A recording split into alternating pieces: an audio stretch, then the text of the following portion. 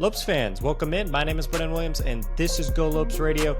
Really exciting episode for you guys ahead of GCU taking on Oklahoma State in the Colangelo Classic this Saturday. I sat down with Marshall Scott.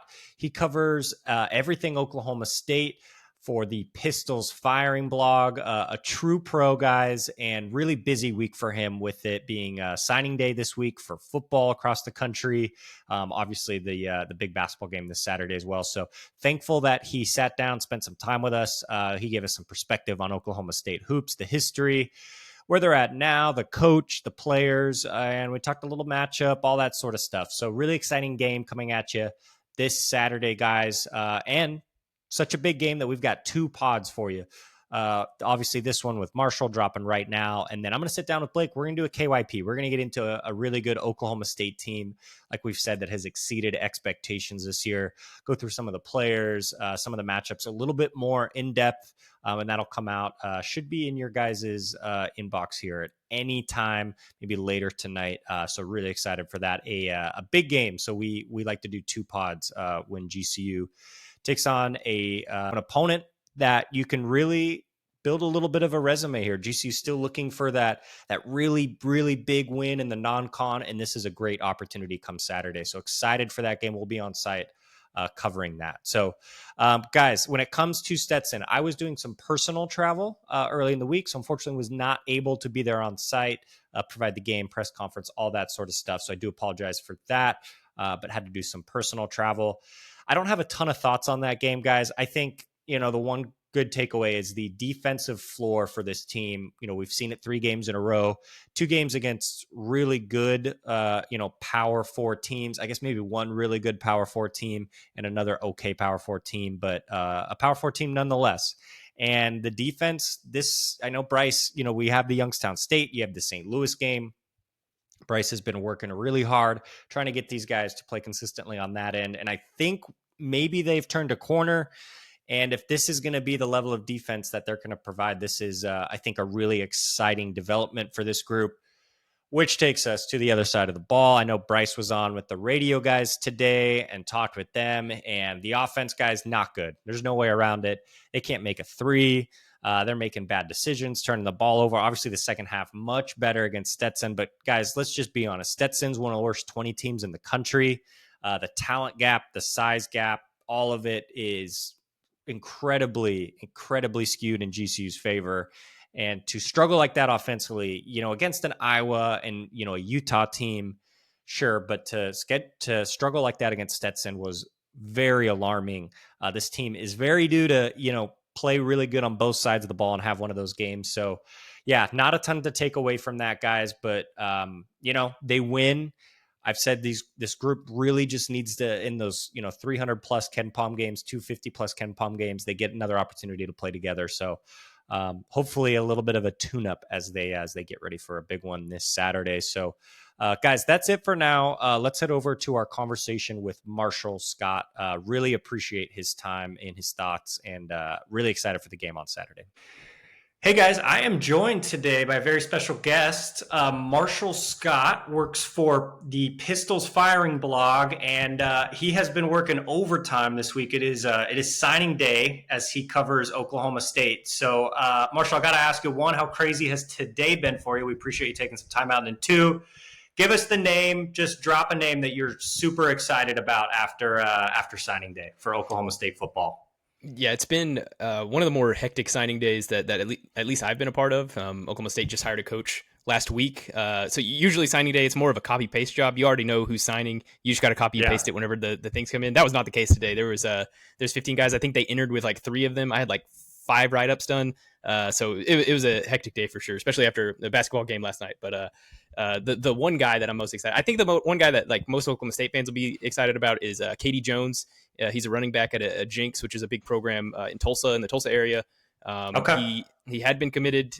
He then, whenever Mike Gundy got fired, flipped his commitment to Kansas, and then they got him back today. So I think that's the guy that most people are most excited about.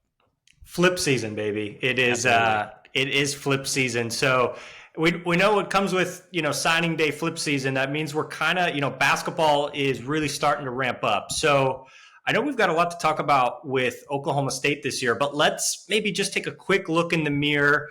Oklahoma State, I know they, a ton of, success early 2010s, kind of mid-teens, obviously a little bit of a rougher go recently. And before we even get to talk about this year, just kind of tell us how we got here. Obviously, Steve Lutz comes in year 2 and seems like things maybe have changed, but tell us kind of how we got to where we're at today.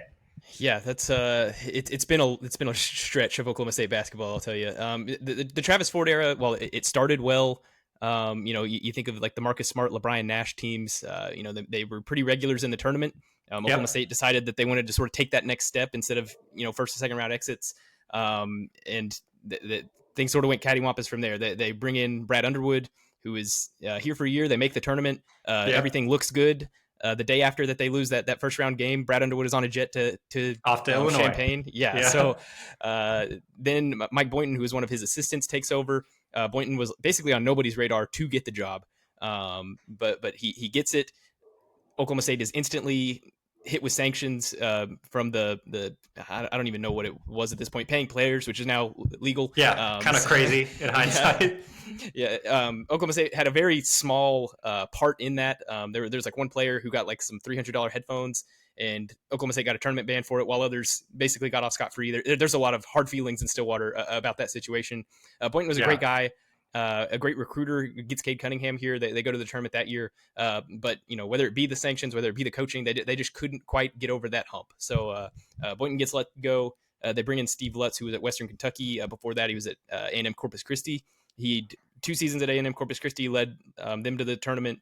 The 1 season at Western Kentucky, led Western Kentucky to the tournament. Then comes in Stillwater. Obviously, last year was a little rough, but they're on the come up this year, it seems. Yeah, and I think we can shout it out there. Marcus Smart obviously has had a great career, but also Cade really seems to be kind of blossoming. Again, you never know with those guys who aren't around the program for a long time, right? Kind of how they, is he an Oklahoma State, guy? But he seems to be, really developing very well. And Pistons are fun this year, so credit to him and the work he's put in. But speaking of blossoming this year, I think. Let's go back to preseason before we talk about maybe a little bit of this team exceeding expectations potentially. What were your expectations coming into the season? And then let's talk about, you're one of the, few, I think 20 undefeated teams. You can talk about this or that with the schedule, whatever it might be, but they've handled their business. Vibes seem to be incredible. They play fast. So just tell us what you were thinking coming into the season. And then has this team kind of exceeded your expectations so far this season? Yeah, so I think the sickos of Oklahoma State basketball, and they've been getting fewer and fewer by the year, knew that this team had something. Just based on the portal guys that they were bringing in. Anthony Roy averaged like 25 points a game last year through 11 games before he got hurt. There was a lot of that happening. A lot of people that guys were getting really excited about. I think the average Oklahoma State fan maybe did not have great expectations for this year, just because it's gained a bit of apathy in terms of Oklahoma State basketball. The arena had gotten less full over the years, so I think some people are surprised and are just now sort of waking up to, hey, is Oklahoma State good at basketball again? Whereas maybe the few sickos, myself included, sort of saw something like this coming. I don't know if 8-0 at this point I saw coming, but something along these lines. Yeah, what do you think what has kind of led to their success? Obviously, you just come off the victory last night against Sam Houston, who's, kind of this perennial, kind of frisky, not great, but always, a tough get. We're going to talk about the injury that came from the game here in just a second. But, I mean, what do you kind of make of this team, and what has kind of led to their success, do you think? Yeah, I think it starts with just the portal and fundraising is honestly, it doesn't say like that. That would have been weird to say a couple of years ago, but Steve Lutz said that, they hit fundraising really hard this offseason. They mentioned what they called a golden window, which was, you could get NIL deals in before the rev share kicked in. So you basically had like 2 pots that you were working out of. So the guys on the team, whenever Lutz got here last year, he was hired on April 1st. And by that point, the portal had already sort of been through. It's tough to build a roster. Yeah. The roster wasn't what it could have been or what it should have been. So the roster is it's blatantly much better this year. So that's where it starts. Then yeah, sort of like you mentioned, and I think a lot of it has to do with not only are they getting good guys, they're getting guys that fit Lutz's like up tempo system. You think of those point guards that are on the roster right now; they're quick with moving the ball down the floor. So yeah, I think a lot of it had to do with personnel. And Lutz has proven, going back to the Corpus Christi and the Western Kentucky teams that he can get teams to the tournament if he's got his guys there. Yeah, let's talk about that backcourt, because you talk about the portal and the big trio. You've got Victorious Miller, Jalen Curry, and then Anthony Roy. It's fascinating to think about roster building now. You kind of you really have to. And can you, I don't want to say find distressed assets, but you kind of mentioned Anthony Roy, a name where if you really go back far enough, Lopes fans actually might be familiar with, spent some time at New Mexico State. They had all sorts of stuff going on there when he was there. But, kind of a distressed asset, obviously on a weird Green Bay team, but scored a ton, gets hurt. Victorious Miller, a former, top 100 recruit, really good player. LSU, weird year, also, and just the ability to find distressed assets. It seems like that backcourt, it's this idea of, and GCU has a few of these guys, right? Can you just find that new home and just get a new surrounding and kind of flourish there? It seems like that backcourt's really doing it. You talk about the pace. Just talk about what those guys maybe individually have brought that you've seen that's been so unique, and how this kind of three just ball handlers, scorers, guys that can do stuff, kind of, you can at least have two of them on the floor at all time if one guy's on the bench. Just how dynamic and impressed you've been with them. Yeah, Jalen Curry, I'll start with him. His first step is really quick. There's basically been nobody who could stay in front of him to this point in the year. He's left-handed. I'm sure that it's going to be on the top of Grand Canyon scouting report that this guy is going to go left and he's going to try and get downhill. And that's been on the top of a lot of scouting reports, I imagine, here recently. And he's still able to do it. That first step is as quick as I've seen since I've been covering, Oklahoma State like this. Anthony Roy, he just is a bit of a microwave. He'll catch it, 3 feet beyond the 3-point line. He'll pull up and he'll make it. And he goes on these spurts. The Northwestern game on Thanksgiving, he ripped off, I think, 16 or 17 points just in the second half. I think he had like a 8.80 run by himself. Last night against whoever they played last night, it's signing day. Yeah, Sam Houston. Houston last night. He had a similar run where he scored like 8 points in the span of 2 minutes or something like that. So he's a guy that once he starts scoring, it comes really quick. And then Victorious Miller has been, outside of getting hurt last night, has been sort of the consistent rock. There's other guys on this roster that will pop up for 15 or 18 here. Victorious Miller is just pretty much hammered home like 15 points a night to this point. It can score at all three levels. Has been a really consistent rock for being a sophomore on this group. That sounds a little odd, but he's been maybe their most consistent scorer to this point. Yeah, I guess it probably helps when he's making every three he's taken. Now it is a 7 to 8 game sample size. Now he's 50% from three. That always helps, especially when you've got other playmakers kind of stretch the floor. With GCU right now, we're dealing with maybe a little bit of the opposite problem, not having dynamic enough playmakers, and everyone's packing it in and saying, knock yourself out. I think they're shooting 28, 29% from three as a team. That was Oklahoma State for many years. That was Oklahoma State for the last 10 years. So I think right there, we've got this kind of contrast of styles, right, between the two teams. That's going to be fascinating. Where Oklahoma State's, I've watched some of the tape. You mentioned a little bit, but the freedom they play with, you like sometimes you see some of the shots they take and you're like, I'm going to look over at the bench and they're going to be mad, right? And it's like, no, they just take the shot and they get back if they miss it. And I guess that would be my other question to ask you about, is really just talk about that freedom. The guys seem to have a new home. They love it. Obviously Lutz gives them that freedom, and he's being rewarded with some really good guard play. How unique is that to watch? And I guess even obviously part of the media, but I guess kind of the joy maybe that comes with watching the fourth fastest team in college basketball at the moment, pace wise. Yeah, I'll stick with watching fast basketball over slow basketball. No disrespect, any day of the week. It was like whenever, this is getting off topic a little bit, but whenever people were hammering the Big 12 football this is just a bunch of people scoring points. It's like, yeah, that's what I want to watch. That's what I like. Yeah. So Lutz likes to get a shot up within the first 12 seconds of the shot clock. Likes to get in the paint, honestly. He's okay with threes, likes to get in the paint. I asked last night about Anthony Roy, and it's like, do you just sort of have to live with the fact that sometimes he's going to take a contested shot? And he begrudgingly said yes. He was like, some of he got pulled once, I believe, in the first half last night for a shot that he took. But, he was like, there are times where we've just sort of got to let him go. I think especially in the first half, as he's sort of finding his range, that they just got to sort of get going. But yeah, they like to get up and down the floor really fast. 12 seconds in the shot clock is whenever they want to do their work. And then, they'll get back in. He wants them to start playing better defense, but last year that was sort of their calling card because they weren't as talented offensively. So I think as this continues to evolve, the defense will kind of up in intensity. We'll see if that's with this group or if that's maybe in future groups.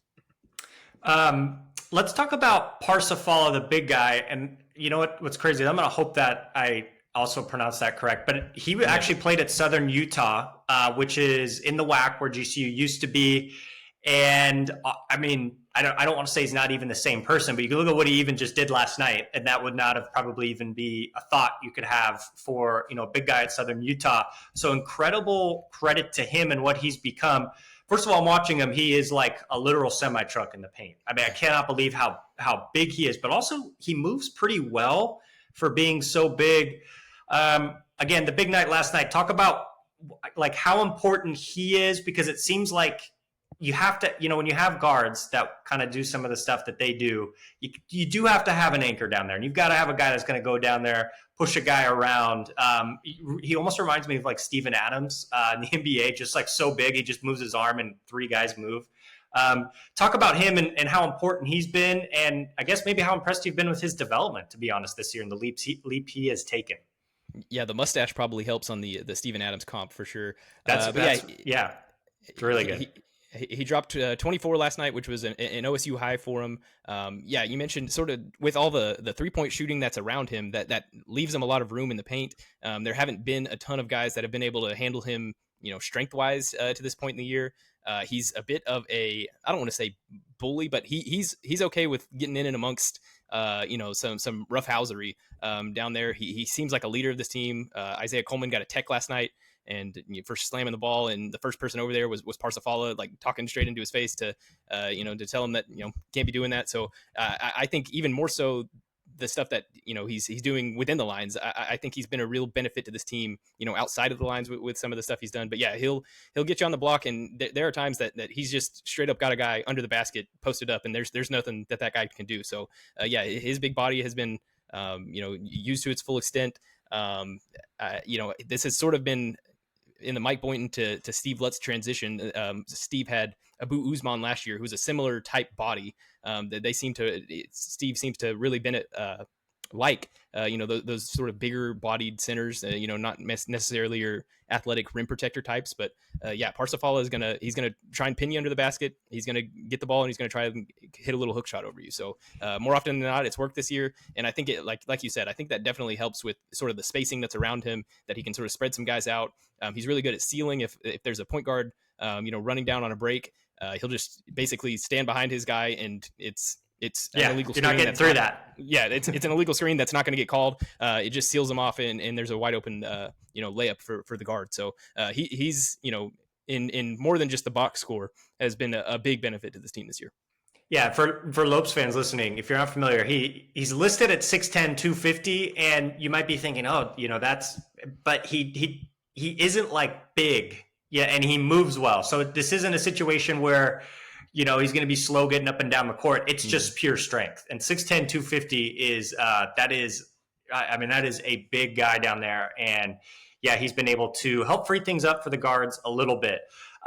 Let's get into the game itself here, and we can actually get you out of here. But let's talk about the game this Saturday. Obviously, you guys and Oklahoma coming out, your guys' friends over there in Norman coming out to the desert, playing the Jerry Colangelo Classic. So I'm curious. Obviously, things have been going well. We're waiting to hear on Victorious Miller. What I guess would you maybe have as keys to the game here? A Lopes team that has shown maybe 4 to 5 different versions of itself, a really good offensive team, a bad offensive team, a good defensive team, and all these, a team that hasn't maybe put it all together yet. How do you, or what are your keys to ensuring Oklahoma State continues to kind of keep this winning streak alive and not give this Lopes team any sort of life and momentum? Yeah, I think it sort of starts with, like we mentioned earlier, it's sort of a clash of styles. I think Oklahoma State needs to play its style. I think they need to get out and run as much as they can. You know, there's it, it's weird because there are so many new pieces on this Oklahoma State team. They brought 3 guys back from last year's roster, but they have been pretty consistent in what they've done this year. It's pretty much looked the same throughout. An issue with that is that Oklahoma State has not always played well defensively. They've shown that they can flip the switch whenever they need to. But there's been a couple of times like that Northwestern game, it was sort of rocky for a little bit. The USF game, it was sort of rocky for a little bit, and they're able to turn that flip that switch. There's going to be a time, whether it's Saturday or in Big 12 play, where they flip it too late and they're going to lose a game. So I think that's going to cost them at some point this year, that they're just not locked in defensively for the amount of time that they need to.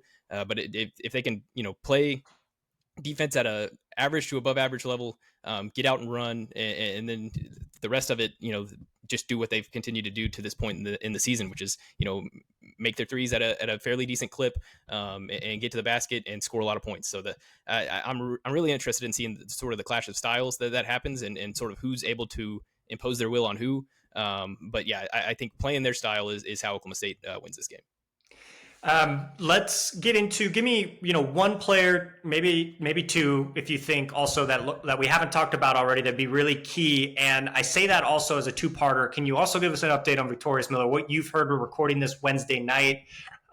If he's out, obviously, you're going to have some people step in, and kind of carry the load there. So tell us about 1 to 2 guys that also we haven't talked about yet that Lopes fans should keep their eyes on, come Saturday, that could flip the game with, just one single possession or do one thing really well.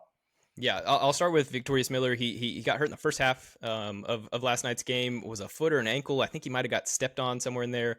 Didn't look comfortable walking off the floor. Needed a little bit of help, but then was sitting on the bench and was walking into team huddles and seemed relatively fine after that. I asked Steve after the game.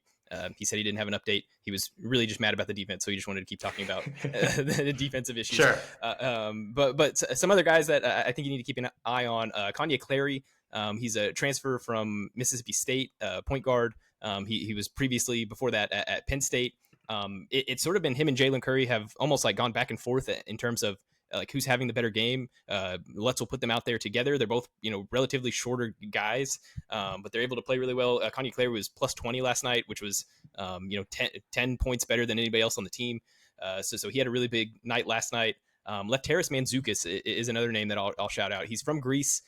He started playing professionally when I believe he was 14. Is either 14 or 16 in Greece. Comes over this year. I believe he's 22 years old. He looks like he's a big European dude. You'll think, oh, this guy is a center. He was playing like small forward in Greece, so he's able to shoot the three. He was fighting 6'9", looks like 230. So he's not small. Yeah, he's a grown man for sure. He was fighting for rebounds late last night. Love that. They get he awards like a game MVP, and they get like a WWE belt essentially. That went to Mantzoukas last night for the rebounding that he was able to do. But yeah, he can microwave. He was like a career like 40% 3-point shooter whenever he was over in Greece. Hasn't necessarily hit those numbers this year, but can definitely step into some shots and make them. So he's a guy that I've just seen like throughout the year people be surprised by, like the defenders sort of be surprised by, because you see this big lumbering white guy come out there and you're like, this guy's probably going to try and post me up, and then he's playing around on the perimeter. So those are the two that I would single out. Isaiah Coleman also is just sort of due for a big game. He was one of like the premier transfers that they brought in. Missed the first game due to some team rules violations, but I think that it's only a matter of time before he really starts to sort of come into his own and find his spot within this group. Man, that'll be interesting, and I think again, if for Lopes fans, this matchup's really important for where they're at in their season. Net rankings haven't been kind; they're not going to have a ton more opportunities. So, with the good opportunity in net comes power four size, comes power four skill, power four depth. You're talking about them leaning into bringing some of those pros over from Europe, which GCU actually has done as well with their center, but. This will be a very tough task for the Lopes. I want to ask you, we've got Ken Palm has this right now. Again, we don't have any betting lines available, but Ken Palm has this Oklahoma State winning by 4. I'm curious kind of, I know it's hard to kind of forecast, especially not knowing Miller's availability at the moment, but kind of how do you Only their second road trip, by the way, as well for Oklahoma State, second time leaving home. So that could maybe factor into it. But tell us, how you think this game will go. And, do you think Oklahoma State will still not have a loss come Saturday night? I do think Oklahoma State will still not have a loss come Saturday, but I don't know if this is any consolation prize whatsoever. I do think, they've scored 85 or more points in all their games this season, which is like some sort of record for the program. With the clashing of styles, I sort of wonder if they're going to get to that number. They have played in an NBA arena already this year. They played Northwestern at the United Center in Chicago. So I'm maybe not necessarily worried about, the shooter's eye and those types of gyms and stuff like that. Yep. I see Oklahoma State winning. I think it'll be relatively tight. I wouldn't be surprised if GCU is up at the half. Just that's sort of whenever Lutz gets them into halftime and then yells at them to play defense. That's usually whenever it locks in for them. Yeah. So I wouldn't be surprised if it's close throughout. And then in the second half, Oklahoma State, maybe it's an Anthony Roy run that sort of gets the Lopes at arm's length and they sort of close it out from there. So that's sort of how I expect the game to go. But yeah, I do think that this will be maybe their lowest point total that they've met this year. Yeah, I think that's going to be where it's going to be decided. GCU offensively, they've been here and there, but the last two games against Power 4 teams, Utah and Iowa, they gave up 58 to Utah, 59 to Iowa. Utah maybe one of the bottom teams in the Big 12 this year. Iowa obviously coming off losing by a lot to Michigan State, but still a really good team there. GCU top 50 defense. So I think that's going to be something interesting to watch is can they slow down Oklahoma State?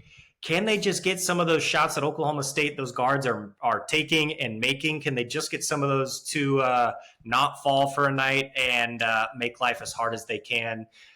For, again, another really good Power 4 team that has exceeded expectations. I guess my final thing for you, Marshall, anything else you feel like you want to let Lopes fans know about the game Saturday, Oklahoma State? If not, tell us, where can we find you? Where can we listen to you? Where can we check out some of your guys' content? I think we've just about covered all angles of the basketball team. You can find me at Marshall Scott OK on Twitter, X, whatever it's called these days. The website I run is called pistolsfiringblog.com. It's just a ton of Oklahoma State stuff. So I imagine Lopes fans, maybe you're interested in this basketball game. I'll write plenty about that, but past that, I don't know that adds much to you guys. But really appreciate you bringing me on. This was a lot of fun. Of course. Thanks, Marshall. Appreciate it. And best of luck on Saturday. You too.